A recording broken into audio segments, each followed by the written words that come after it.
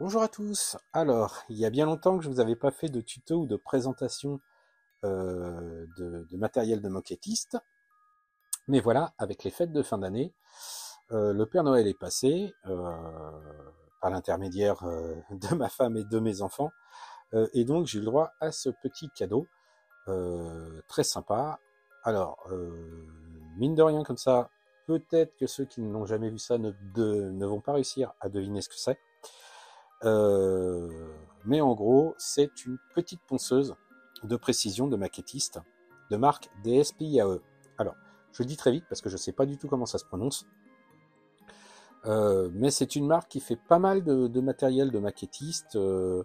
Alors ça va de la ponceuse à la petite perceuse, à la ponceuse à main, mais euh, en forme de fourche où on peut mettre un ruban de ponçage souple. Donc c'est pratique pour poncer les pièces arrondies en extérieur par exemple, enfin l'extérieur des arrondis. Mais elle fait aussi des pinces, des supports de comment dire, des supports pour les pinceaux. Elle fait aussi des systèmes pour mélanger les peintures. Enfin voilà, elle fait pas mal de produits, pas trop cher. Alors bien que ça soit un cadeau, j'ai quand même, je sais d'où il vient et où est-ce que ils se le sont procurés, puisque en fait, grosso modo, si vous allez le chercher sur AliExpress, il vaut la moitié du prix où vous pouvez le trouver sur Amazon.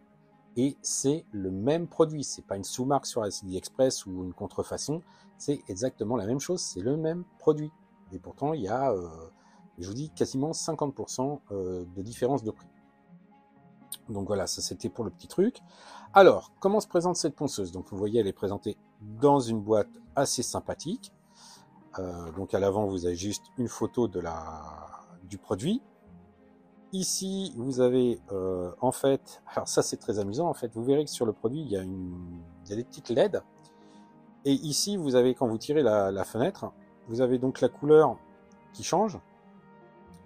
Et en dessous, vous avez à quoi ça correspond en batterie. Donc là, si vous êtes en jaune, jaune-vert, vous êtes à 45% de la batterie.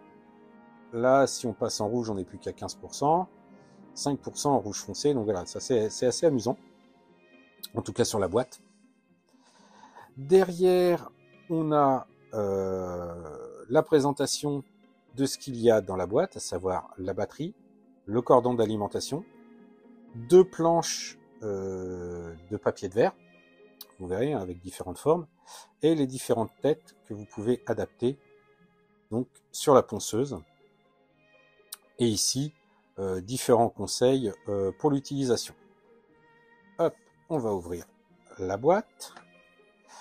À l'intérieur de la boîte, dans le fourreau, on a ici donc les différentes têtes de présenter avec le papier de verre correspondant à chaque tête. Je vous présenterai les planches de papier de verre, mais il y en a à l'intérieur. Moi, j'ai eu également des planches supplémentaires dans le lot que j'ai acheté. On peut trouver des lots avec soit la ponceuse toute seule, soit la ponceuse avec des planches supplémentaires. Et on peut également trouver des planches supplémentaires sur AliExpress.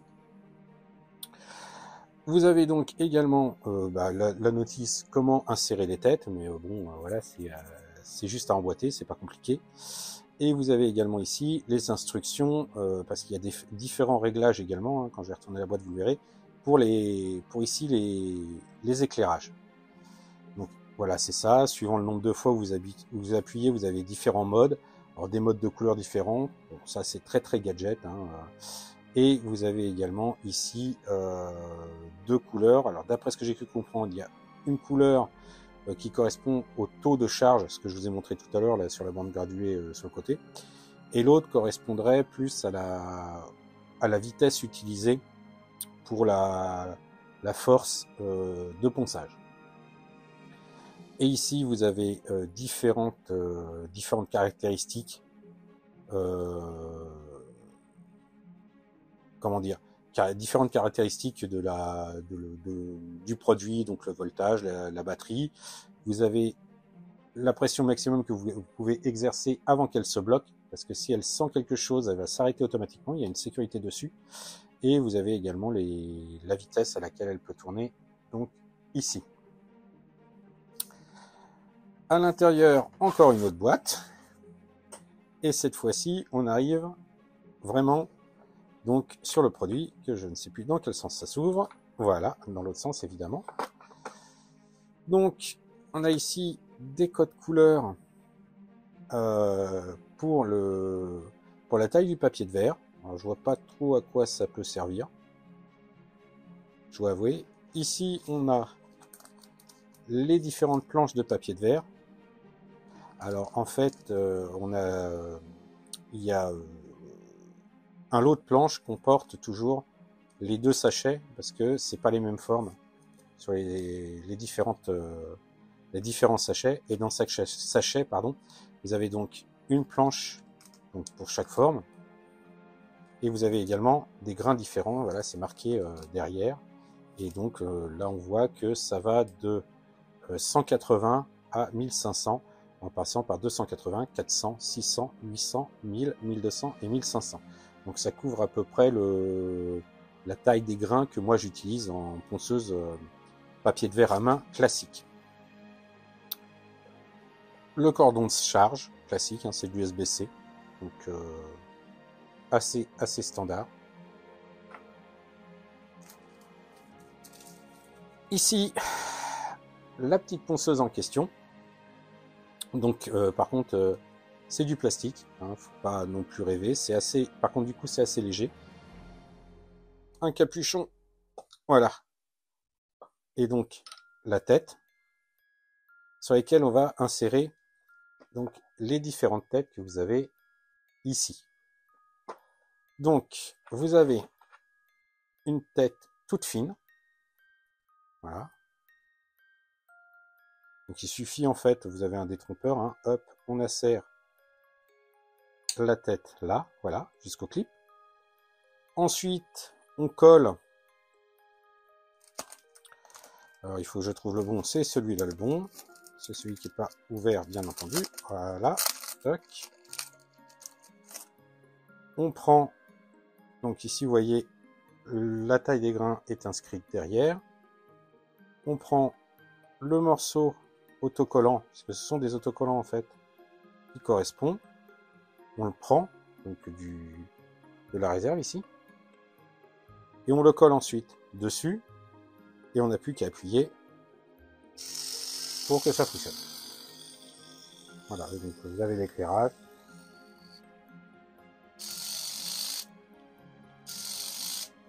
Alors, si on appuie une fois et qu'on appuie une deuxième fois après, voilà, il va changer de mode. Et il s'arrête.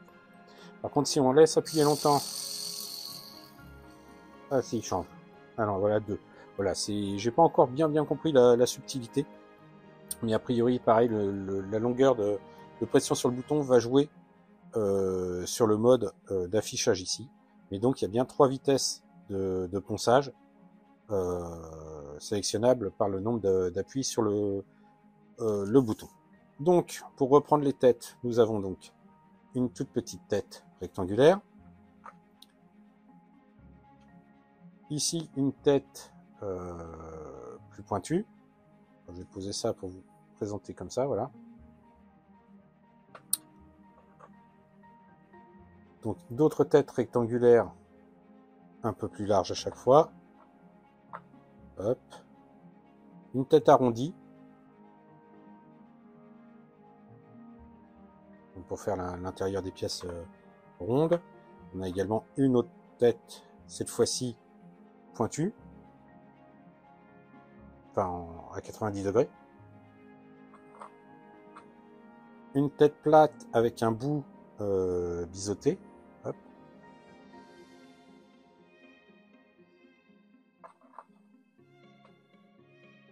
Une tête plate carrée avec bout plat.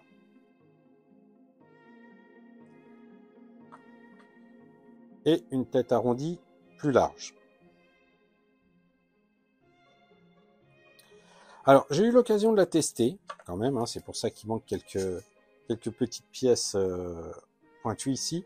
J'ai fait quelques tests sur des figurines, des petites figurines en résine que j'avais imprimées pour mon fils, parce qu'il faisait une séance de Donjons et Dragons et il avait besoin donc de figurines pour sa partie, hein, clairement.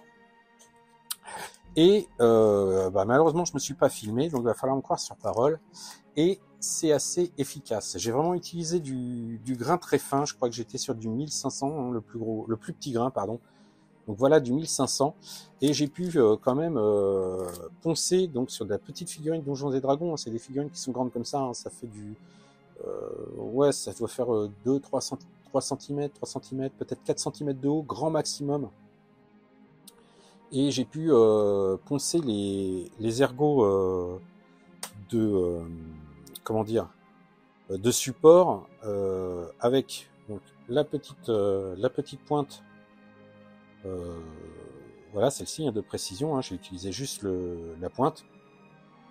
J'aurais pu peut-être utiliser dans certains cas le tout petit plat là, et ça s'est bien passé. Honnêtement, ça s'est bien passé. J'ai pas eu de difficulté. Alors comme j'avais pris le plus petit grain, ça a été un petit peu plus long et puis comme je connaissais pas, j'ai voulu être prudent, mais ça s'est bien passé. Faudra voir à la longue de l'utilisation, mais je vois déjà deux limites possibles. Alors la première limite, c'est que voilà, c'est que le mouvement de ponçage, c'est un mouvement uniquement en va-et-vient. Il n'est pas circulaire. Donc ça peut peut-être poser problème pour certains ponçages, faire attention pour pas faire de marque. Et il y a certains ponçages que l'on préfère faire circulaire pour éviter les traces. Donc le premier point, là, l'utilisation, je verrai si c'est le cas ou pas, mais il y a peut-être cette limite-là. L'autre limite, c'est qu'on est sur un produit plastique. Et ce que j'ai peur, notamment sur les grandes surfaces comme ça, voilà, là je ne sais pas si vous allez le voir à l'écran. Je vais essayer de vous le montrer, mais c'est pas sûr, parce que faut jouer avec le reflet. Et ce que je vois, c'est qu'en fait, c'est pas parfaitement plane. Au centre, j'ai un creux. J'ai un creux. Donc ce que j'ai peur, c'est que si j'utilise ça à plat, ça va plus poncer sur les côtés qu'au milieu.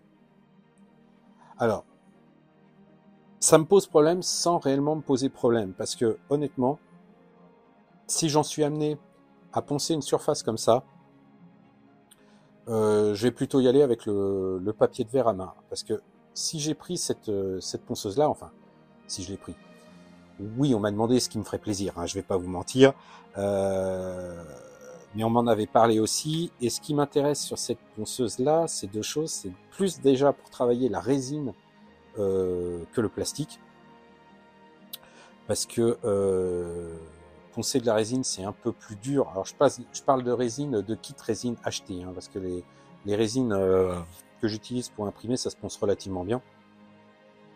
Ou alors les mélanges mastic époxy que j'utilise pour justement le montage résine, pour combler les jours.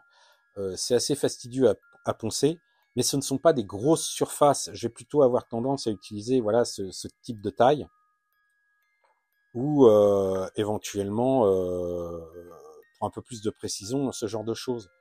De même, ce qui est arrondi, j'ai regardé, ça a l'air bien, comment dire, bien régulier sur l'ensemble de l'arrondi, donc ça devrait pas poser de problème. Donc la limitation dont je parle, pour mon usage en tout cas, elle ne me gênera pas.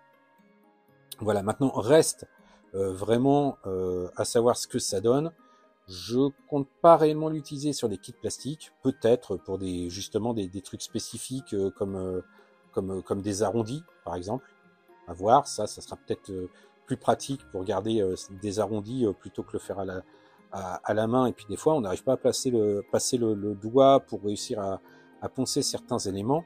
Et là, oui, ça va être utile, ces éléments-là, puisque de toute manière, moi, ça m'est déjà arrivé d'entourer du papier de verre autour d'un cure-dent ou d'une petite spatule pour pouvoir arriver à poncer à certains endroits où là, j'y arriverai pas. Et là, je pense qu'éventuellement, quoique, il y a quand même le support ici qui peut peut-être éventuellement me gêner. Mais sinon, je pense que ça peut être plus pratique pour ça. C'est un outil qui aide, mais ça va pas remplacer le bon vieux ponçage à la main. Et puis après, avoir aussi la durée de vie de la batterie, même si j'ai lu beaucoup de retours comme quoi ce type de produit et cette marque-là, ce sont des produits quand même de qualité.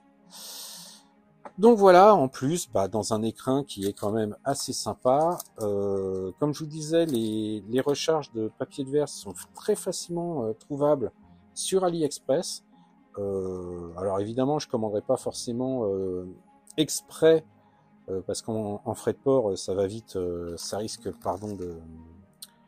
de chiffrer pour pas grand chose. Mais par exemple, si je suis amené à commander d'autres éléments, je mettrai une petite commande de papier de verre en même temps, histoire de rentabiliser le frais de port. Mais je pense que c'est un outil qui risque de pas mal me servir dans les mois à venir, hein, parce que je compte faire quand même pas mal de kits résine là dans les temps. En tout cas, j'ai pas mal de choses de prévues, que ce soit en impression ou en kit résine pure. Alors je vous les ai pas encore présentés, mais j'ai un petit peu de stock, hein, j'en ai deux ou trois là qui attendent que je m'y mette. Et donc je pense que je vais pouvoir utiliser cette ponceuse assez rapidement. Si vous possédez cette ponceuse, n'hésitez pas à donner votre retour dans la section commentaires, hein, ça aidera moi le premier. Hein. Est-ce qu'il y a des pièges à éviter lorsqu'on utilise ce type de produit? Si ça vous intéresse ou si vous avez des questions, n'hésitez pas. Si je peux vous répondre, parce que peut-être que je l'aurai un peu utilisé d'ici la publication de cette vidéo. En tout cas, merci d'avoir regardé cette vidéo. N'hésitez pas à vous abonner si ça vous plaît. N'hésitez pas à partager si vous pensez que vous avez des gens de votre entourage qui seraient intéressés par ce type de renseignements. Moi, en attendant, je vous dis à très bientôt et j'espère pouvoir vous montrer d'autres outils ou d'autres astuces très bientôt. Ciao!